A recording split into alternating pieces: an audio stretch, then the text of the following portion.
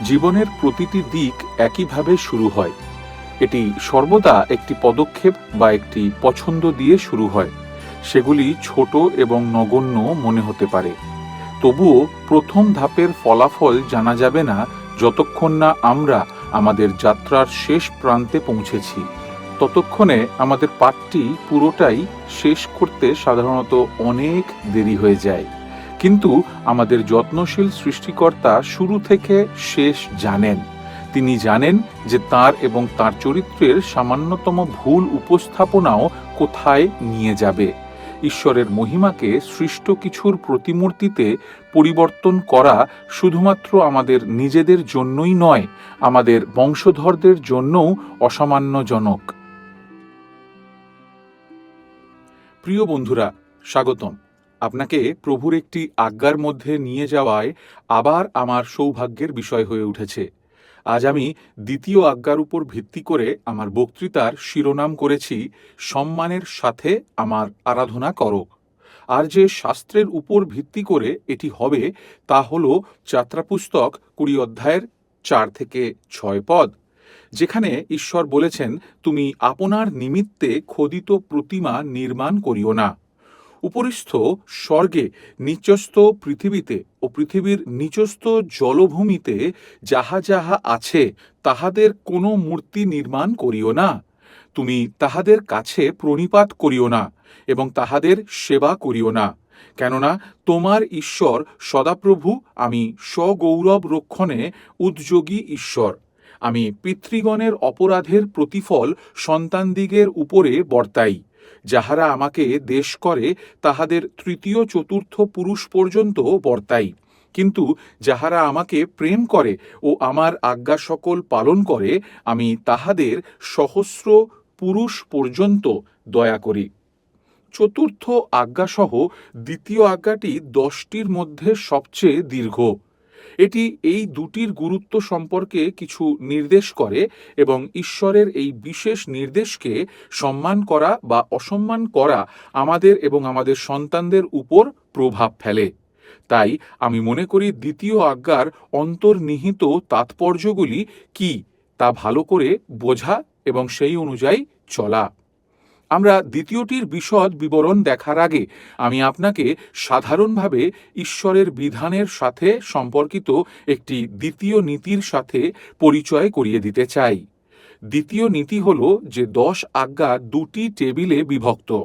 স্পষ্টতই মোশির কাছে ঈশ্বরের দেওয়া দুটি ফলক ছিল, যেমনটি যাত্রাপুস্তক 31-এ লিপিবদ্ধ আছে। পরে তিনি সিনয় পর্বতে মোশির সহিত কথা করিয়া সাক্ষ্যের 2 ফলক, ঈশ্বরের অঙ্গুলি দ্বারা লিখিত 2 প্রস্তর ফলক তাহাকে দিলেন। পদ 18। এখন এই প্রতিটি তালিকার ফলকের বিষয়বস্তু মথি 22-এ যিশুর বক্তব্য থেকে নিষ্পত্তি করা যেতে পারে, যখন তিনি ফরিসিকে ঈশ্বরের প্রকৃত বিধানের বিষয়ে উত্তর দেন।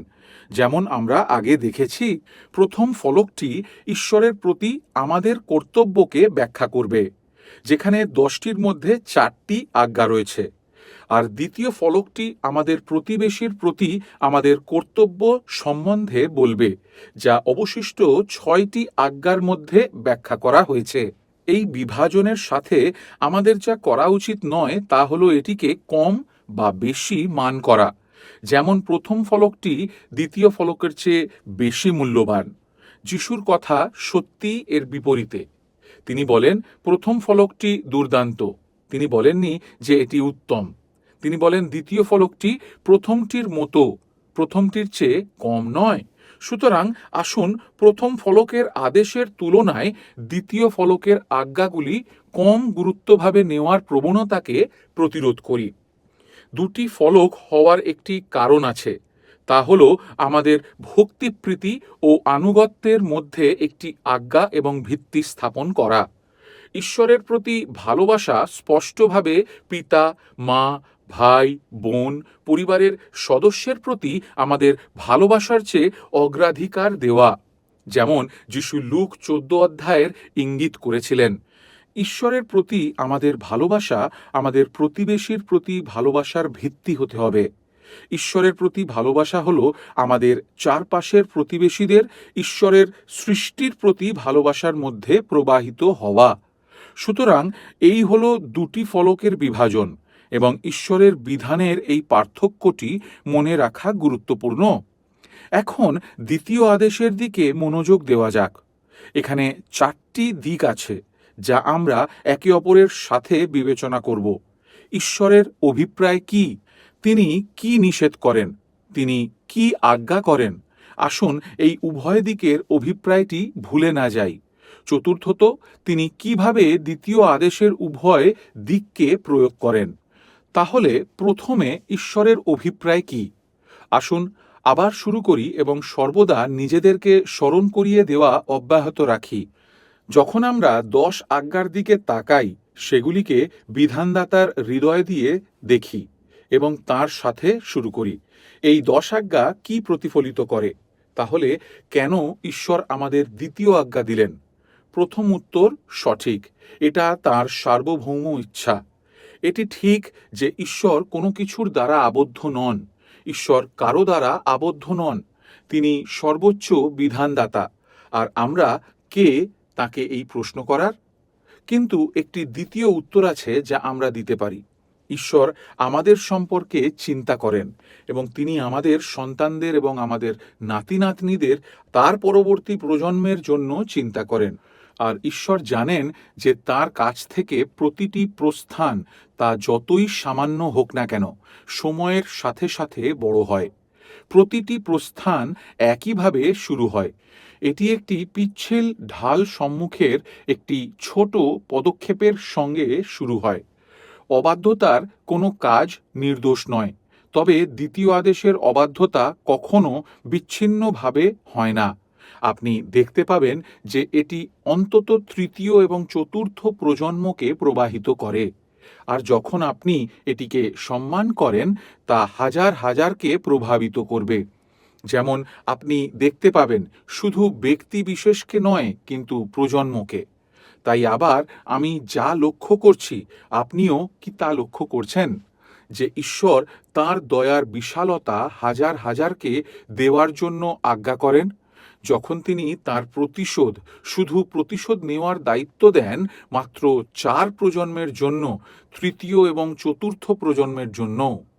শাস্ত্রের সর্বত্র যেখানে আপনি তাকান, এমনকি 10 আজ্ঞাতেও বারবার আপনি লক্ষ্য করবেন যে আপনি অনুগ্রহ এবং প্রেমের ঈশ্বরের মহিমা এবং ভক্তি লক্ষ্য করা বাদ দিতে পারবেন না। কারণ তার সৌন্দর্য, তার সমস্ত কাজ এবং তার সমস্ত কথার মাধ্যমে উজ্জ্বল হয়। সুতরাং আসুন বিবেচনা করা যাক, দ্বিতীয়টিতে ঈশ্বর আমাদের কি নিষেধ করেছেন। প্রথমটিতে তিনি একমাত্র সত্য ঈশ্বর হিসাবে আস্থা ও আনুগত্যের সাথে তার উপাসনা করার জন্য আমাদের কাছে তার ইচ্ছা প্রকাশ করেছিলেন। এখন দ্বিতীয় আদেশে তিনি প্রথমটির উপর প্রসারিত করেন। আমাদের একটি যোগ্য পদ্ধতিতে তার উপাসনা করতে হবে। আমাদের এমনভাবে তার উপাসনা করতে হবে যা প্রতিফলিত করে যে আমরা তার মহিমা বুঝতে পারি এবং জানি। অন্য কথায়, প্রথম আদেশে আমরা সঠিক ঈশ্বরের আরাধনা করি, একমাত্র এক ঈশ্বর। দ্বিতীয় আদেশে ঈশ্বর আমাদের জন্য বিশদ বিবরণ দিয়েছেন যে আমরা সঠিক ঈশ্বরের আরাধনা করব সঠিকভাবে বা সম্মানজনকভাবে। তাহলে সঠিকভাবে বা সম্মানজনকভাবে ঈশ্বরের আরাধনা করা কি? এই বিষয়ে ঈশ্বর আমাদের পরীক্ষার নির্দেশ দিয়েছেন। তোমরা আমার চিত্র বা প্রতিমা ব্যবহার না করে সেটা করবে। স্পষ্টতই তিনি আমাদের নিষেধ করেছেন যে কোনো প্রতিমা, কোনো সমরূপ, স্বর্গ থেকে ধার করা, পৃথিবীতে বা পৃথিবীর নিচে কোনোভাবে তাকে চিত্রিত করার জন্য। মোশি ইসরায়েলীয়দের দ্বিতীয় বিবরণ পুস্তকে বারংবার মনে করিয়ে দিয়েছিলেন যে ঈশ্বর ইসরায়েলের সাথে মুখোমুখি কথা বলেছেন, তবুও নিজেকে দেখাননি। আমাদেরকে তার সাদৃশ্যের কোনো চিত্র দেননি। আমি মনে করি যে মোশিও আমাদের মতো মানুষ। তিনিও ঈশ্বরকে দেখতে চেয়েছিলেন। তিনি এক পর্যায়ে তাকে জিজ্ঞাসা করলেন, প্রভু, আমাকে আপনার মহিমা দেখান। আর ঈশ্বর তাকে উত্তর দেন, যা আপনি যাত্রা পুস্তক 33 এবং 34-এ পড়তে পারেন। ঈশ্বর বলেছেন, মোশি, তুমি আমার মুখ দেখিতে পাইবে না, কেননা মনুষ্য আমাকে দেখিলে বাঁচিতে পারে না। পরিবর্তে আমি তোমার সম্মুখ দিয়া আপনার সমস্ত উত্তমতা গমন করাইব ও তোমার সম্মুখে সদাপ্রভুর নাম ঘোষণা করিব। আর তারপরে যাত্রাপুস্তক 34-এ আপনি পড়তে পারেন যে যখন মোশি সেখানে দাঁড়ান, ঈশ্বর তার সম্মুখ দিয়ে পেরিয়ে গিয়েছিলেন এবং তিনি তার নাম ঘোষণা করেন। সেই বিশেষ অনুচ্ছেদে ঈশ্বর যা বলেছেন তার সম্পর্কে উল্লেখযোগ্য কিছু আছে, তাই আমাকে এটি পড়তে দিন। তিনি বলেছিলেন, ফলত সদাপ্রভু তাহার সম্মুখ দিয়া গমন করত, এই ঘোষণা করিলেন, সদাপ্রভু সদাপ্রভু, স্নেহশীল ও কৃপাময় ঈশ্বর, ক্রোধে ধীর এবং দয়াতে ও সত্যে মহান, সহস্র সহস্র পুরুষ পর্যন্ত দয়ারক্ষক, অপরাধের, অধর্মের ও পাপের ক্ষমাকারী, তথাপি তিনি অবশ্য পাপের দণ্ড দেন, পুত্র পৌত্রদের উপরে, তৃতীয় ও চতুর্থ পুরুষ পর্যন্ত তিনি পিতৃগণের অপরাধের প্রতিফল বর্তান। আপনি কি লক্ষ্য করেছেন যে মোশির কাছে ঈশ্বরের প্রকাশটি দ্বিতীয় আজ্ঞার সাথে কতটা মিল রয়েছে? তাই ঈশ্বর আমাদেরকে নিজের কোনো প্রতিনিধিত্ব বা প্রতিকৃতি তৈরি করতে নিষেধ করেছেন। কেন? ভালো, এটি তার সার্বভৌম ইচ্ছা, তা সত্য। কিন্তু দ্বিতীয়ত, ঈশ্বর জানেন যে কোনো কল্পনা বা কোনো উপস্থাপনা বা কোনো চিত্র, তা যতই পরিশীলিত হোক না কেন এবং যতই শৈল্পিক এবং রঙিন হোক না কেন, তার মহিমাকে অসম্মান বা অবনমিত করে। কারণ কিভাবে আমরা তাকে, যিনি আত্মা এবং অদৃশ্য, যিনি সর্বব্যাপী এবং অসীম, তাকে কিছু চিত্র, কিছু পাথর, কিছু শিল্পকর্মের সঙ্গে তুলনা করতে পারি? একমাত্র দৃশ্যমান প্রতিনিধিত্ব যা ঈশ্বর ইসরায়েলকে দিয়েছিলেন তা ছিল সমাগম তাম্বু। পরে মন্দিরের দ্বারা তা প্রতিস্থাপিত হয়েছিল, কিন্তু শেষ পর্যন্ত জীবিত পুত্র যীশু খ্রিস্ট দ্বারা প্রতিস্থাপিত হয়েছিল। এব্রিয় 1:3 যীশুকে ঈশ্বরের মহিমার উজ্জ্বলতা এবং তার পুত্রের প্রকাশ্যমান মূর্তি হিসাবে বর্ণনা করা হয়েছে। কলসীয় 1:15 এমনকি যীশুকে অদৃশ্য ঈশ্বরের প্রতিমূর্তি হিসাবে উল্লেখ করে, এবং এটি একমাত্র উপায় যা ঈশ্বর আমাদের কাছে দৃশ্যমানভাবে নিজেকে প্রকাশ করেছেন। এটি অসাধারণ। তবে আপনি যখন সমস্ত সুসমাচারের গল্পগুলি পড়েন, তখন সুসমাচার লেখকরা কখনোই আমাদের বলেন না যে যীশু লম্বা বা খাটো, মোটা বা পাতলা ছিলেন। তার চরিত্র কেমন ছিল তা ছাড়া তিনি দেখতে কেমন ছিলেন সেই বিষয়ে আমাদের কাছে কোনো ধারণা নেই। তিনি ছিলেন দীন, নম্র, মৃদু, যত্নশীল, প্রেমময়, সহানুভূতিশীল, করুণাময়, দয়ালু, সেবাকারী, সমস্ত চরিত্র যা তাঁর কর্মে প্রকাশ পায়। এটি ঈশ্বরের মহিমা, কারণ এটি আমাদের কাছে সর্বশক্তিমানের ভিত্তিমূলক প্রেমময় চরিত্র প্রকাশ করে। আর যে কোনো ছবি এবং তার কোনো প্রতিনিধিত্বও কোনোভাবে দৃশ্যমান হলে তা অসম্মানজনক। সুতরাং আমাদের কাউকেই ঈশ্বরের চেয়ে জ্ঞানী মনে করা উচিত নয়, এইভাবে যে ঈশ্বর একটি প্রতিমূর্তি আমাদেরকে তার নিকটবর্তী বোধ করাবে। যদি এটি সত্য হয়, বন্ধুরা, ঈশ্বর দ্বিতীয় আদেশের বিপরীত কাজ করছেন, কিন্তু ঈশ্বর জানেন যে তাকে চিত্রিত করার যে কোনো প্রচেষ্টা মানুষকে বিপথে নিয়ে যাবে, আর এটাই তার প্রধান উদ্দেশ্য। তিনি চান না যে আমরা তার চরিত্রের বা তার ব্যক্তির একটি সীমিত দৃশ্যমান উপস্থাপনার মাধ্যমে একটি ভুল উপস্থাপনার দ্বারা বিপথে পরিচালিত হই। আর ইতিহাস তা নিশ্চিত করেছে। মোশির দিন থেকে যে কোনো সময় যখন মানুষ সোনার বাছুর দিয়ে ঈশ্বরকে চিত্রিত করতে শুরু করেছিল, তখন তারা বিপথগামী হয়েছিল এবং নিজেদেরকে গভীরভাবে আঘাত করেছিল। আধ্যাত্মিকভাবে সেই সাথে অবশ্যই ঈশ্বরকে অসম্মান করেছিল। সুতরাং দ্বিতীয়ত, আমাদের ঈশ্বরের একটি মানসিক প্রতিমূর্তি তৈরি না করেই তাকে আরাধনা করতে হবে, যে তাকে ভুলভাবে উপস্থাপনা করে। মূর্তি পূজা শুধুমাত্র পাথরের মূর্তি বা বিধি দিয়ে করা হয় না। মূর্তি পূজা বা প্রতিমা আরাধনা তখনও করা হয় যখন আমরা ঈশ্বরের একটি মানসিক মূর্তি তৈরি করি এবং তিনি নিজেকে যা প্রকাশ করেছেন তার থেকে ভিন্ন উপায়ে তার আরাধনা করি। গীতসংহিতা 50-এ ঈশ্বর ইসরায়েলীয়দেরকে এই বলে অভিযুক্ত করেছেন, তুমি ভেবেছিলে যে আমি সম্পূর্ণরূপে তোমাদের মতো একজন। এখন এটি একটি মানসিক ভুল ব্যাখ্যা। তাই আমরা ঈশ্বরকে অসম্মান করি যখন আমরা আমাদের পছন্দ অনুযায়ী আমাদের জন্য মানানসই তার একটি মানসিক চিত্র তৈরি করি।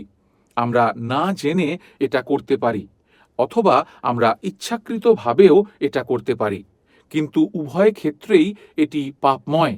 আর সেই জন্য দয়া করে দ্বিতীয় আজ্ঞা অনুসারে ঈশ্বর সম্পর্কে আপনার নিজের চিন্তাভাবনা পরীক্ষা করুন। আমরা কি তাকে সঠিকভাবে আরাধনা করি? আমরা তাকে অসম্মান করি যখন আমরা তাকে এমনভাবে তার আরাধনা করি যেন তিনি সবার জীবনের উপর সার্বভৌম নন। আমরা তাকে অসম্মান করি যদি আমরা তাকে এমনভাবে আরাধনা করি যেন তিনি তার সমস্ত উপায় এবং কাজের ক্ষেত্রে পবিত্র এবং ধার্মিক নন, অথবা যেন তিনি তার কথার প্রতি সঠিক ও ভুলের মানদণ্ডে সত্যবাদী নন। কিন্তু আমরা একইভাবে তাকে ভুলভাবে উপস্থাপন করি যদি আমরা তাকে শুধুমাত্র প্রেমের ঈশ্বর হিসাবে মনে করি। পাপের বিষয়ে উদ্বিগ্ন না হয়ে শুধুমাত্র প্রেমময় এবং এই বলে সব কিছুকে প্রশ্রয় দিয়ে থাকি। কিন্তু আমরা যখন অন্য পথে যাই তখন আমরা তাকে ভুলভাবে উপস্থাপন করি। তিনি কেবল ক্রোধের ঈশ্বর, কঠোর, শীতল, উদাসীনতার ঈশ্বর। এই সমস্ত ঈশ্বরের বিষয়ে ভুল বর্ণনা এবং এগুলি কি করে? এগুলি আমাদের পথ ভ্রষ্ট করে। হ্যাঁ, এগুলি তাকে অসম্মান করে, কিন্তু এগুলি আমাদেরও আঘাত করে, কারণ আমরা স্বর্গের প্রকৃত সত্য ঈশ্বর থেকে দূরে সরে যাচ্ছি। অনুগ্রহ করে মনে রাখবেন যে এই আজ্ঞাগুলি হল ঈশ্বরের প্রেমের যত্নশীল প্রকাশ, যা আমাদেরকে জীবনের দিকে নিয়ে যাওয়া সোজা এবং সংকীর্ণ পথে ধরে রাখে। তাহলে তৃতীয়ত, আসুন বিবেচনা করা যাক দ্বিতীয় আজ্ঞাটিতে ঈশ্বর আমাদেরকে কি আজ্ঞা করেন। তিনি আমাদের যথাযথভাবে তার আরাধনা করতে আজ্ঞা করেন। এখন আমরা আরাধনা শব্দটি শুনি, তখনই আমরা মণ্ডলীর কথা মনে করি। আমরা গান গাওয়া, প্রার্থনা, বাক্যপাঠ, প্রচার, শোনার কথা ভাবি। এটি ভুল নয়, তবে আরাধনা শব্দটি মণ্ডলীর সমাবেশের চেয়ে অনেক বেশি বিস্তৃত। আরাধনা হচ্ছে যা করার জন্য আমাদের সৃষ্টি করা হয়েছে। এটি ঈশ্বরকে প্রতিফলিত করে, যাকে আমরা প্রতিফলিত করতে চেয়েছিলাম।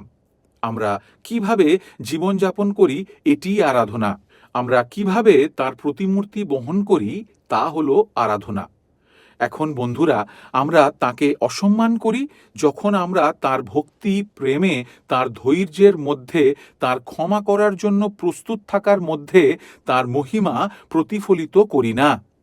আমরা অসম্মান করি যখন ঈশ্বরের এই প্রতিমূর্তি আমাদের নিজের জীবনধারায় প্রতিফলিত হয় না। যখন আমরা নম্রতার সাথে অন্য গালটি এমন একজনের দিকে ঘুরিয়ে দিই যে আমাদের অসন্তুষ্ট করেছে, এটি ঈশ্বর সম। যখন আমরা নিজেদেরকে বলিদানমূলক পরিচর্যায় জড়িত করি এবং নিজেদেরকে একটি যাজকীয় প্রেমে ঢেলে দিই, তখনই তা ঈশ্বর সম হয়ে ওঠে। এটি দ্বিতীয় আজ্ঞার আরাধনা। যখন আমাদের জীবনযাপন সমস্ত পবিত্রতা এবং আন্তরিকতার সাথে তার ইচ্ছা অনুসারে হয়, আপনি দেখেন, তখন আমরা তাকে সম্মানের সাথে প্রতিফলিত করছি। সুতরাং প্রত্যেকের নিজেকে জিজ্ঞাসা করা উচিত, একজন স্বামী হিসাবে, একজন স্ত্রী হিসাবে, একজন পিতা হিসাবে, একজন মা হিসাবে, একজন শিশু হিসাবে, একজন চাকর হিসাবে, একজন ভ্রমণকারী হিসাবে বা একজন ক্রেতা হিসাবে আমি কিভাবে ঈশ্বরের মহিমা এবং সম্মানকে প্রতিফলিত করব? অথবা একজন দর্শনার্থী হিসাবে? অন্যরা কি আমার মধ্যে তার প্রতিচ্ছবি দেখতে পায়? সুতরাং প্রতিদিনের ব্যক্তিগত এবং পারিবারিক আরাধনার এই ধরনের জীবনধারা সাপ্তাহিক আরাধনার পরিষেবাগুলিতে আপনা আপনি উপচে পড়বে, এবং পরিষেবাগুলি কখনোই মানবকেন্দ্রিক হওয়া উচিত নয়। আমাদের মণ্ডলীর পরিষেবাগুলি ঈশ্বরকেন্দ্রিক, বাক্যভিত্তিক, আত্মাপূর্ণ হওয়া উচিত। আমাদের বন্ধুরা এবং অংশগ্রহণকারীরা যারা আসেন এবং এই আরাধনার সময়টি আমাদের সাথে ভাগ করে নেন, তাদের প্রস্থান একটি ধারণা নিয়ে হওয়া উচিত। নিশ্চয়ই ঈশ্বর এই জায়গায় আছেন। যাকব বেথেল সম্পর্কে যা বলেছিলেন, অবিশ্বাসীরা যারা ঈশ্বরের লোকেদের সমবেত আরাধনা দেখেন, তাদের এই প্রশ্ন জিজ্ঞাসা করার জন্য আলোড়িত হওয়া উচিত, কি বিষয় তাদের গানগুলিকে এত অভিব্যক্তিপূর্ণ করে তোলে? কি বিষয় এই লোকেদের এত জগতস্থ এবং শিশুসুলভ আর প্রার্থনায় আত্মবিশ্বাসী করে তোলে? কি বিষয় এদের ঈশ্বরের বাক্যের ব্যাখ্যা এত শোনাতে এত মনোযোগী করে তোলে? কি বিষয় তাদের পরিচর্যায় অংশগ্রহণ করার ক্ষেত্রে এত আন্তরিক করে তোলে? আর কি বিষয় তাদের এই নম্রতার সাথে এবং এই বিস্ময়ের সাথে তাদের ধন্যবাদ প্রকাশ করতে বাধ্য করে? এটি আমাদের আরাধনার পরিষেবাগুলিতে ঈশ্বরের মহিমাকে প্রতিফলিত করে। দ্বিতীয় আজ্ঞাতে এটি ঈশ্বরের প্রয়োজন। এখন পরিশেষে আসুন বিবেচনা করা যাক কিভাবে ঈশ্বর এই আজ্ঞার গুরুত্বকে আরও শক্তিশালী করেছেন। আপনি নিশ্চয় লক্ষ্য করেছেন যে তিনি এই আজ্ঞার মধ্যে বিবৃতি তৈরি করেছেন যে আমি স্বগৌরব রক্ষণে উদ্যোগী ঈশ্বর। এটি কোনো নেতিবাচক বক্তব্য নয়। ঈশ্বরের ঈর্ষা হল তার নিজের চরিত্র ও মহিমার প্রতি তার ভালোবাসার তীব্রতা। কেউ অসুস্থ বোধ করবে না যখন একজন স্বামী ঈর্ষান্বিত বোধ করে যখন কেউ তার স্ত্রীকে স্নেহ বা আদর দেয় এবং তাদের সম্পর্কের মধ্যে হস্তক্ষেপ করে। এমন হলে সে ঈর্ষাবোধ করবে। প্রকৃতপক্ষে এটি সম্পর্কে বলা হয় অন্তর্জ্বালা স্বামীর চণ্ডতা, হিতোপদেশ 6 অধ্যায়ের 34 পদ। তাই ঈশ্বর বলেছেন, আমি একজন সগৌরব রক্ষণে উদ্যোগী ঈশ্বর। তিনি তার মহিমা সম্পর্কে ঈর্ষান্বিত। এটি পুরোপুরি বৈধ। এটি ঈশ্বরের একটি দোষ হবে, এমনকি এটি আমাদের জন্যও একটি দোষ হবে যখন আমরা আমাদের সম্মান এবং আমাদের প্রিয়জনদের সম্পর্কে ঈর্ষা অনুভব করি না।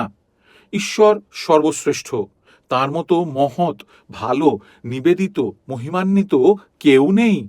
আমরা কেউই আমাদের চরিত্রের ভুল উপস্থাপন বা অসম্মান গ্রহণ করব না, এবং তাই ঈশ্বর বলেছেন, আমি ঈর্ষান্বিত হই। বন্ধুরা, আসুন আমরা মনোযোগ দিই।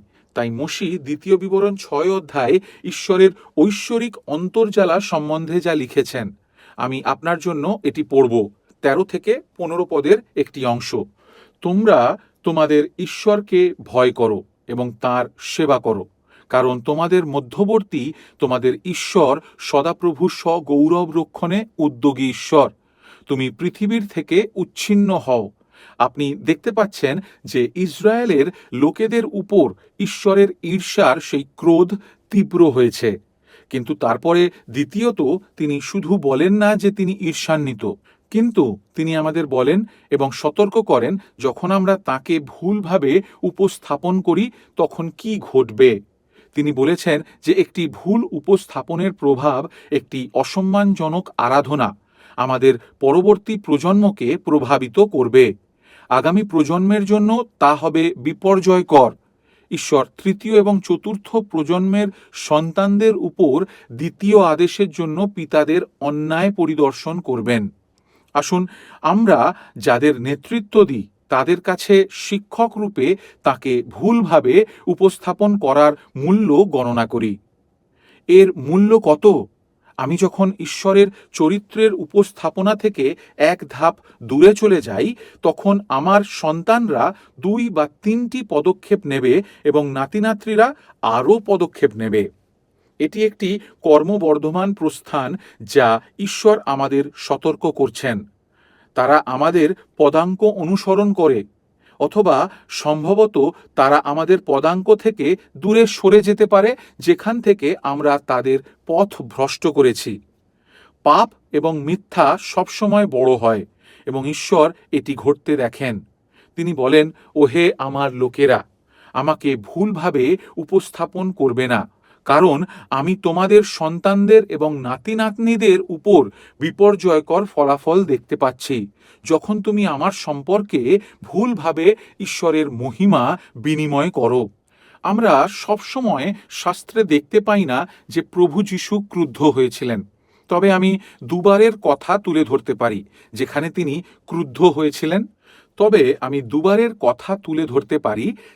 তিনি ক্রুদ্ধ হয়েছিলেন। প্রথমত, শিষ্যদের সাথে যখন তারা বাচ্চাদের তার কাছে আসতে বাধা দেয়। কেন তিনি এত রেগে গেলেন?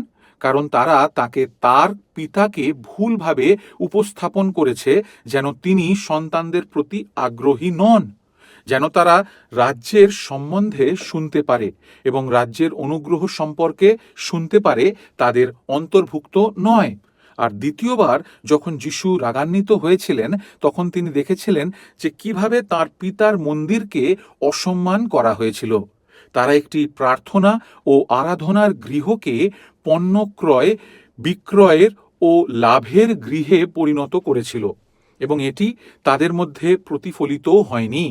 এটি তার পিতার মহিমাকে প্রতিফলিত করেছিল, যিনি করুণার এবং মঙ্গলের ঈশ্বর। আর তারপর যিশু রেগে যান। কিন্তু লক্ষ্য করুন যে দ্বিতীয় আজ্ঞাটি একটি উৎসাহ দিয়ে শেষ হয়। যারা আমাকে সম্মান করে আমি তাদের সম্মান করব, যারা আমাকে ভালোবাসে এবং আমার আজ্ঞা পালন করে তাদের প্রতি করুণা প্রদর্শন করব। এখন বন্ধুরা, হাজার হাজার শুধু ব্যক্তিগত মানুষ নয়, দ্বিতীয় বিবরণ 7 অধ্যায়ের 9 কথা হিসাবে এটি হাজার হাজার প্রজন্ম। তাই ঈশ্বর যা বলছেন তা হলো, যাহারা তাহাকে প্রেম করে ও তাহার আজ্ঞা পালন করে, তাহাদের পক্ষে সহস্র পুরুষ পর্যন্ত নিয়ম ও দয়া রক্ষা করেন। আমি আগেই বলেছি, আবার বৈসাদৃশ্য লক্ষ্য করুন।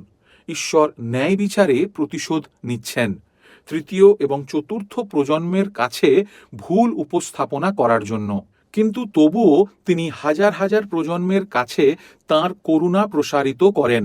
এটি এখানে আরও একটি উল্লেখযোগ্য জিনিস। সত্য যে ঈশ্বর একটি বিধান পুস্তকের প্রসঙ্গে দয়া শব্দটি উল্লেখ করেছেন। করুণা বিধান পুস্তকের অন্তর্গত নয়। বিধান সীমানা নির্ধারণ করে, প্রয়োজনীয়তা এবং পরিণতিগুলি সংজ্ঞায়িত করে, কিন্তু এটি করুণার সাথে সেগুলি তুলে ধরে না। কিন্তু ঈশ্বর তাঁর বিধান পুস্তক তাঁর করুণাময় ও অনুগ্রহের চরিত্রের মহিমা প্রকাশ করেছেন। তিনি আমাদের পরিধি জানেন। তিনি বোঝেন যে আমাদের সর্বোত্তম প্রচেষ্টার পরেও আমরা ব্যর্থ হই, আমরা পাপী থেকে যাই। যদিও আমরা তাঁর প্রতিমূর্তিতে সৃষ্ট, আমরা পতিত হয়ে যাই, আর অনুগ্রহ থাকলেও আমরা নিখুঁত নই। সেই জন্য শ্রেষ্ঠ পিতামাতা এবং শ্রেষ্ঠ শিক্ষকরা এখনও ঈশ্বরকে সবচেয়ে নিখুঁতভাবে উপস্থাপন করতে ব্যর্থ হবেন। আর তাই ঈশ্বর 10 আজ্ঞাতে করুণা প্রকাশ করেন। আন্তরিক প্রচেষ্টাকে তিনি দয়াতে আশীর্বাদ করেন। সুতরাং প্রথম আজ্ঞা আমাদের শুধুমাত্র তাঁর উপাসনা করতে আহ্বান করে। দ্বিতীয় আজ্ঞাটি রূপরেখা দেয় যে আমরা যেন তাঁর মহান মহিমার যোগ্যরূপে তাঁর আরাধনা করি। আসুন এই সত্যগুলি আমাদের হৃদয়ে প্রবেশ করাই। আমাদের নিজেদের ঈশ্বরের প্রতি আরাধনাকে পরীক্ষা করা যাক। ব্যক্তিগত বা পারিবারিক আরাধনা, সেগুলি কি আত্মায় রয়েছে? গীতসংহিতা 2 অধ্যায়ের 11 পদ। তোমরা সভয়ে সদাপ্রভুর আরাধনা করো, সকম্পে উল্লাস করো। আসুন এই সত্যগুলিকে মণ্ডলীর পরিবার হিসাবে আমাদের সমবেত আরাধনায় প্রয়োগ করি। আমরা কি দ্বিতীয় আজ্ঞা থেকে প্রাপ্ত বাইবেলের নীতিগুলি অনুসারে আমাদের মণ্ডলীর আরাধনা পরিষেবাগুলির আদর্শ অনুসরণ করছি? প্রকৃত উপাসনা সেবার প্রতিটি দৃষ্টিভঙ্গি, এমনকি সমস্ত সাজসজ্জা এবং ব্যবস্থাপনা, সমগ্র স্থান, সেখানে আমরা আরাধনা করি। আত্মার সম্মান এবং দ্বিতীয় আদেশের অনুসারে সজ্জিত হয়। আর তাই আমরা সমাপ্তি করার সাথে সাথে আসুন মনে রাখি যে আজ ঈশ্বর একই, যেমন তিনি তখন ছিলেন। ইব্রিয় পুস্তকের 12 অধ্যায়ের শেষ পদে এটির বিষয়ে উল্লেখ করেছেন। ঈশ্বর গ্রাসকারী অগ্নি। তাই তিনি বলছেন, আসুন আমরা অনুগ্রহ খুঁজি, যাতে আমরা শ্রদ্ধা ও ঐশ্বরিক ভয়ের সাথে গ্রহণযোগ্যভাবে তাঁর সেবা করতে পারি। সুতরাং বন্ধুরা, ঈশ্বর এই বাক্যগুলিকে আশীর্বাদ করুন, যেমন আমরা দ্বিতীয় আজ্ঞাটি বিবেচনা করেছি এবং পরের বার তৃতীয়টি বিবেচনা করব, যে আমরা যেন আমাদের ঈশ্বর সদাপ্রভুর নাম অযথা না নিই। ধন্যবাদ। এই বক্তৃতায় আমরা বুঝতে পারলাম ঈশ্বরের বিধান আমাদের জন্য কতটা গুরুত্বপূর্ণ। আমরা ঈশ্বরের মহিমা দেখতে থাকব তার বিধানের দ্বারা। পরবর্তী অনুশীলনে আমরা তৃতীয় আজ্ঞা সম্বন্ধে দেখব।